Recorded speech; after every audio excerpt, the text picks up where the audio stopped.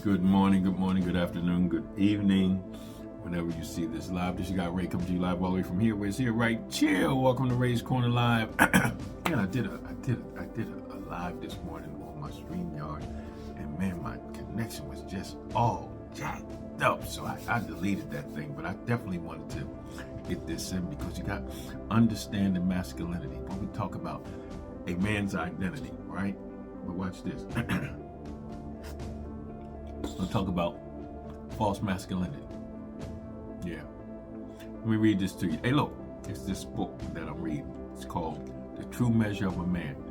Check that out, because this is where we're getting a lot of our information from. I'm just, sharing what I'm sharing with you. Throw my little things in there.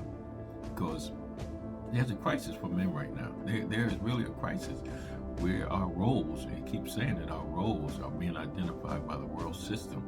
And it's like got us totally confused. We don't know if we coming or going, if we the head or the tail. It's like all jacked up.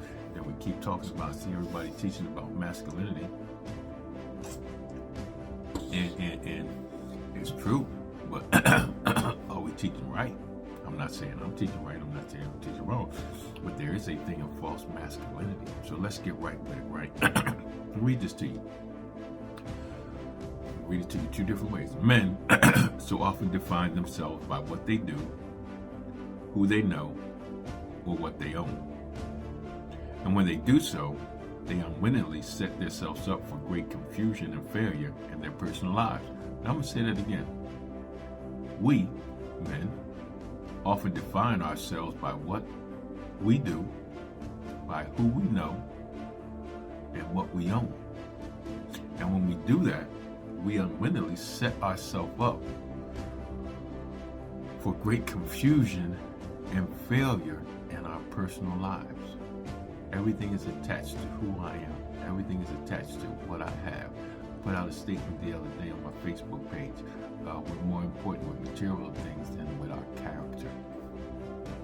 When we talk about confusion. So let me share some things with you. Let me get right with it. A wonderful book entitled Season of Life addresses the identity confusion that men experience, especially in challenging times. I know for me, when things are flowing, when the money's right, relationship is right, everything is right. But when that money start acting funny, things start getting a little tight, challenges start happening, things start getting a little tight, I start changing. So Season of a Life, it was written by Pulitzer Prize winner author Jeffrey Marks.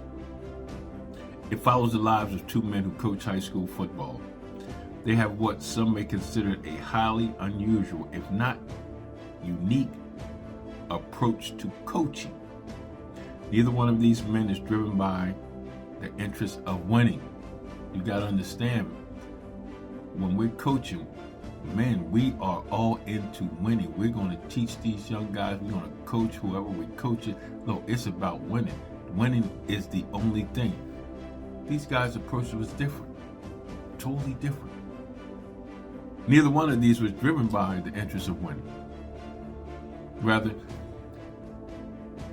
to the contrary, both are clearly focused on the object of teaching high school boys how to be men. I'm going to say it again. Their main objective was not about winning, but teaching high school boys, young men, how to become men.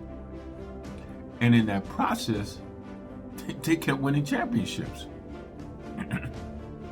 So in the book, there's a very interesting discussion between the author, which is Marx, and one of the coaches, Joe Ertman. I hope I'm saying that name right. Who had been an all-pro defensive tackle for the Baltimore Colts. Let me stop for a second, because a lot of you young people that's listening don't understand. The Baltimore Colts actually was the Indianapolis Colts. What happened? They moved in the dead of night. They packed up all their stuff in Baltimore and ran to Indianapolis and didn't tell anybody. Hence, you have the Indiana Colts, which brought back into the Baltimore Ravens. I just wanted to give you that tidbit information. So, the discussion between Marx and Joe Ertman, I hope I'm saying that right. Ertman explains to Marx How men's identities so often get messed up because of what he calls false masculinity. Wow.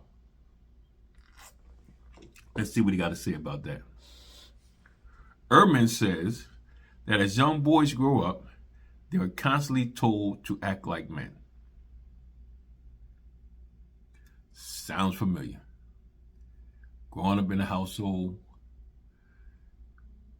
with a male father figure or without a father figure.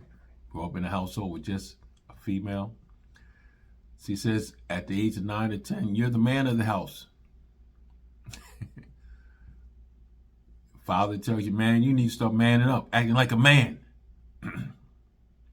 See, once they hit adolescence, this becomes quite common. Here's the problem.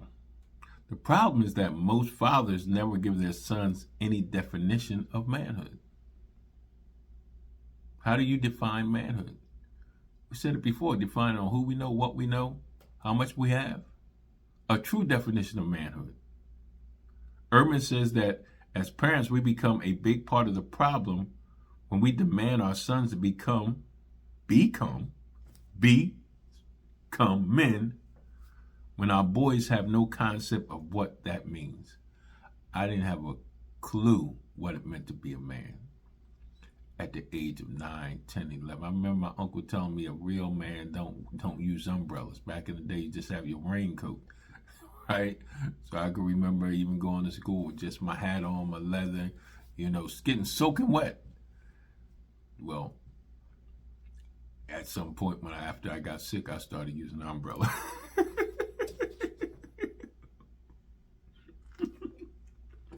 So if a lot of times we never had a concept of understanding what a man is, since most fathers have no real understanding themselves, right? What true masculinity looks like, why should anyone expect their sons to know what's expected of them? If me as a father really have these false images of masculinity that I'm trying to pass on to my son, right? Or a mother has this false image of masculinity and telling this young boy to be a man, and we don't have a concept of what it really is because I don't have a concept that makes him happy. Why should I think he should have a concept? Come on, man up. So Marx writes about how Coach Ehrman often conducts men's workshops and generally begins them with a simple exercise. I'm going to challenge you with this exercise too. Each participant is handed a note card and is asked to write down his definition of the word masculinity. Listen, in the comments section, brothers, make sure you share this. Make sure you like this. In the comment section, what is your definition of masculinity? Listen, when I was reading this thing and I thought about it, I was like, let me look it up in the dictionary. I was like, wait a minute.